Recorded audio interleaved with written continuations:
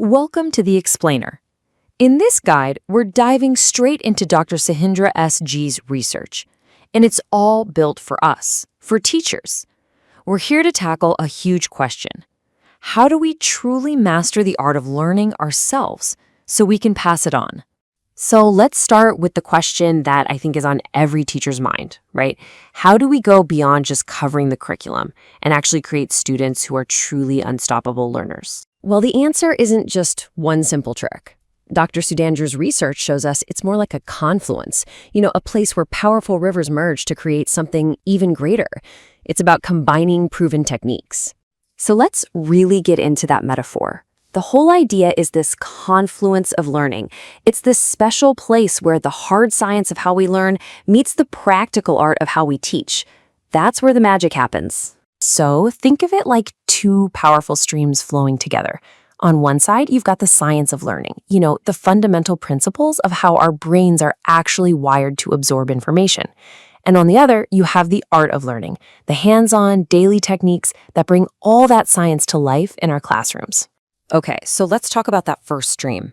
It's all about mastering focus. Because let's be real, if our students can't focus, if they don't have the right mental space, no real learning is ever going to happen. And one of the simplest, most powerful tools for this is the Pomodoro Technique. It's so easy. You just have students work in focused 25-minute sprints, then take a short break. That simple rhythm is a game changer for fighting procrastination and preventing that dreaded student burnout. Now, for deep learning to happen, our brains actually need to toggle between two completely different states. You've got that intense, laser-focused mode for digging into the details, but then there's the relaxed, diffuse mode, and this is just as important.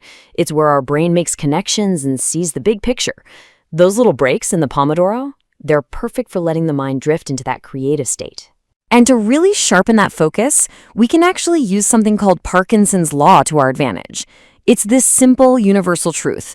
Work just seems to expand to fill whatever time we give it. So if we give students shorter, really intentional deadlines, we can help them become incredibly efficient. This all leads to another brilliant idea, the Pareto principle, or what most of us know as the 80-20 rule. The concept is that roughly 80% of our results come from just 20% of our efforts.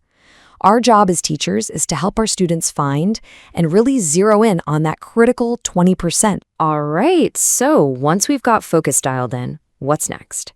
How do we actually build knowledge and make sure it stays there for the long haul?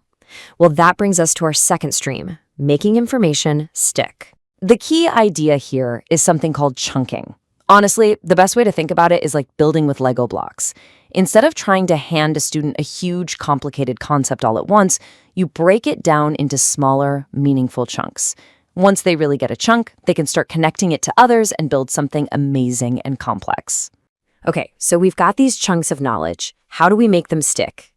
The answer is spaced repetition. See, our brains naturally forget things over time. This technique works with our brain by having students review material at longer and longer intervals. It means when they review something is just as crucial as what they're reviewing. And here's the most powerful form of review. And it's not just passively rereading notes. No way. It's active self-testing. Forcing the brain to pull out that information. That's where the real learning happens. That moment of struggle is literally what builds stronger connections in the brain. Getting it wrong and then getting feedback, that's pure gold for learning. Now for our third and final stream. This one's a little less about a specific technique and more about something absolutely critical, the student's mindset. It's about adopting the whole philosophy of being a lifelong learner. This isn't about just repeating something over and over again. Deliberate practice is different. It's structured, it's focused, and it's all about pushing yourself just a little bit beyond your comfort zone, getting feedback, and adjusting. It's what separates the amateurs from the pros in every single field, whether it's music, sports, or science. But as students practice, we have to help them watch out for mental roadblocks. One of the biggest is the Einsteining effect. That's our brain's tendency to get stuck on a familiar solution, which can blind us to even better ones. It really reminds you of that old Zen proverb, you have to empty your cup before you can fill it with new tea, or new knowledge. And this brings us to a huge distinction in modern education.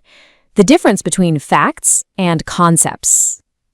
Look, facts are important, but they can be Googled in 2 seconds. Concepts, well, concepts are the frameworks that connect all those facts. They have to be deeply understood. And that's what gives our students the power to solve brand new problems they've never seen before. And now we bring it all together. We get to watch as these 3 powerful streams, focus, knowledge building, and mindset, merge into one single unstoppable river of lifelong learning. And listen, this isn't just theory. We see these principles in action all over the world. You see deliberate practice in Toyota's philosophy of Kaizen, or continuous improvement. You see the focus on concepts over facts in Elon Musk's approach to problem solving.